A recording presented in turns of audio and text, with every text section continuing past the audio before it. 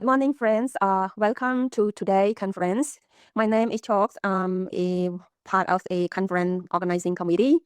I'm truly honored to have you all here today on 30th October 2025 in the Hammarby Hata in Phnom Penh, Cambodia. I am delighted to announce that our conference theme today is about development done better for everyone. We aim to discuss the issue of inclusions or social inclusion and participation and explore the possible solution. In my experience, managing international projects, it really is about understanding people cultures, expectations and challenges when team take time to listen and respect cultural differences. The project outcome are much more stronger than the other projects and it's more sustainable. So based on a number of scholars theory, such as Cornwall 2003 and Davis and Hill 2006, and Scholihas et al. 2023, inclusion sound passive, beings invited or beings take part. And there are some challenges related to social inclusions. First of all, lack of materials and resources like time, money, and access to join the event. Secondly, discriminations and identities barriers. According to the social model disabilities, it's often the environment and societies that prevent people with disability from being included and not their physical conditions. The third challenge is about internal group exclusions. Events within marginalized communities. Some people are left out. For example, older women might restrict younger women from attending meetings, creating barrier within their own group. So now let's move to the challenges of the participations.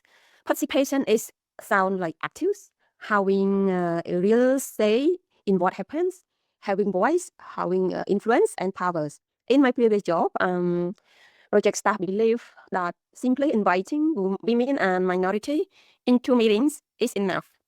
But I would argue that true participations happen truly only when those individuals have the powers to influence decisions, not just to be present. And when it comes to participations, there are a lot of challenges. First of all, powers often stay in the hands of the Jews. Sometimes participations become just like a symbolic act. People are invited, but not really heard. Secondly, committee and meeting may include women or minority, but their voices are ignored.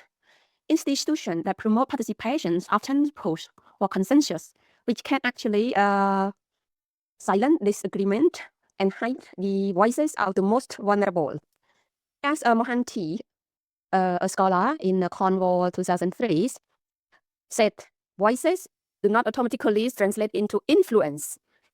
From what I have learned from my previous job, these challenges often come from deeply rooted social norms and power hierarchies.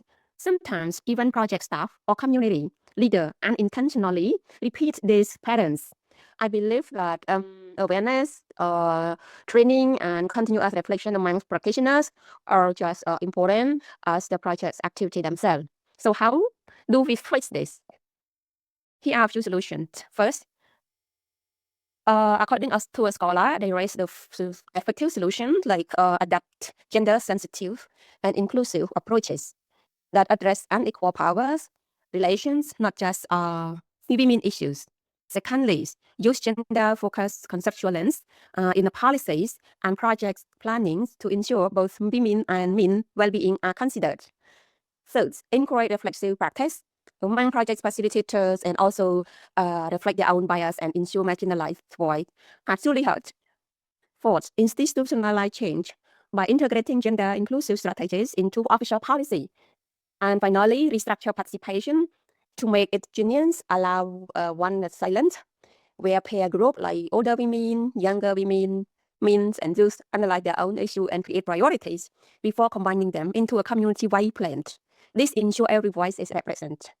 And another tool in the Longvi Empowerment Framework developed by Sarah H. Longvi is a model, it's a great model used in gender analysis that classifies women empowerment into 5 distinct levels, serving to understand the extent to which empowerment has been realized. It begins with the lowest level, welfare and progress through access, critical awareness, and participation, culminating in the higher level of control.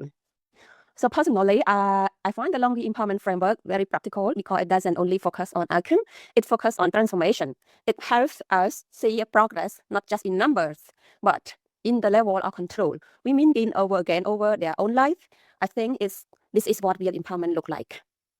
I have seen some organizations like UN Women and also the Foreign Commonwealth and Development Office in UK and the Department of Foreign Affairs and Trade in Australia take it very serious consideration of GSCs into their development priorities. So to conclude, issue of power, gender, and social norm continue to limit inclusion and participation in the international projects. Therefore, to make development truly better for everyone, all professionals from project manager, policymaker must work together through strategic advocacies, capacity building, and union participatory approaches that empower all voices. Thanks for your listening, and I hope today's conference inspire new thinking and stronger collaboration for inclusive and equitable development. To me, making development better for everyone means changing how we think, we plan, and measure success. I believe that if we start from genuine inclusion, every project becomes a platform for empowerment. Thank you, everyone.